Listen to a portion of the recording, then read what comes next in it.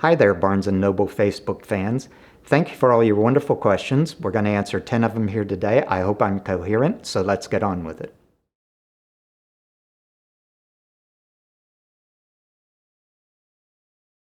Well, Denise, I think I would say what a lot of writers would say. I can't do anything else. I'm totally incompetent in all other endeavors. So writing was the only thing I could do. And when I was a kid, I liked scary stories, stories full of wonder, and funny stories. So now I write spooky wonder stories full of humor.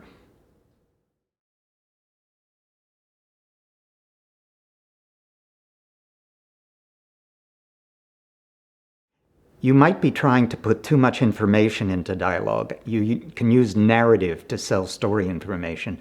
Use dialogue largely for character, to explore the people and how they talk, and that'll probably solve a lot of your problem.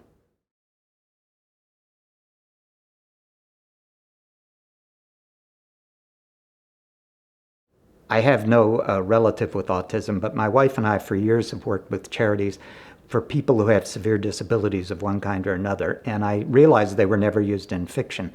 And so I wanted to use them in fiction where they were defined not by their problems, but were defined by who they were as inner people. And I find the inner person in all of them that I have known to be fascinating and interesting.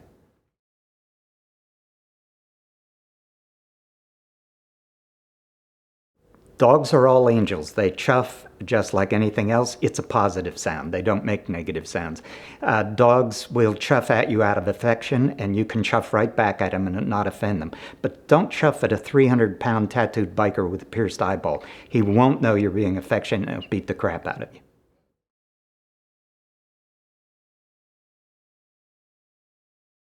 There is an Odd Thomas in the works. I will be finishing it sometime this fall for publication in spring of 2012. And there's a wonderful director with a brilliant screenplay of Odd Thomas. And knock on wood, it's Hollywood. Anything could go wrong, but I'm hopeful that Odd will see a good movie sooner than later.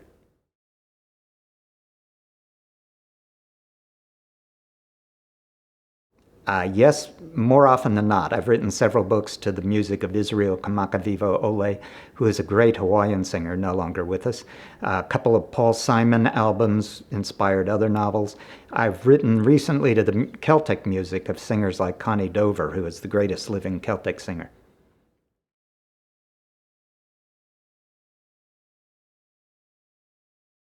From a dog's point of view, I've written parts of books from a dog's point of view, but I don't think I could ever write an entire book from a dog's point of view. It might get a little tired.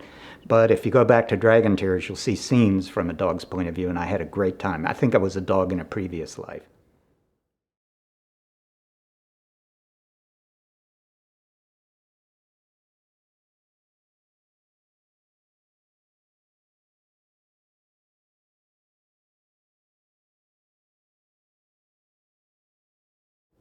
Well, Jennifer, when I delivered Intensity, my editor came back and said, "This book moves much too fast. It's too exciting, and it just gets exhausting. So we have to add 200 pages of far less interesting material."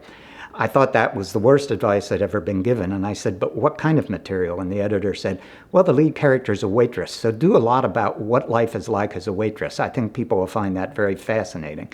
I ignored that advice, and the book went on to be #1. Uh, that advice your daughter received is very bad. You will have lots of people all your life, if you're a writer or anything else, telling you you can't do what you're doing or that you're doing the wrong thing. Do what you love, and it'll all turn out just fine.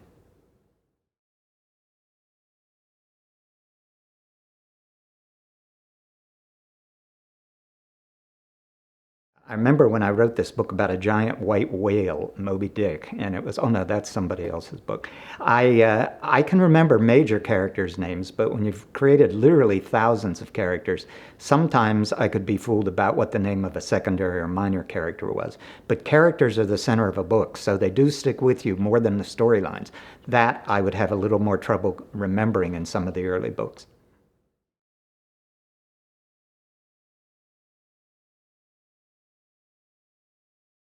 it's good you need your Koontz fix, Michelle, because I need to buy shoes and food. So I need everybody with their Koontz fix. The next book is the fifth and final in the Frankenstein series that comes out in May.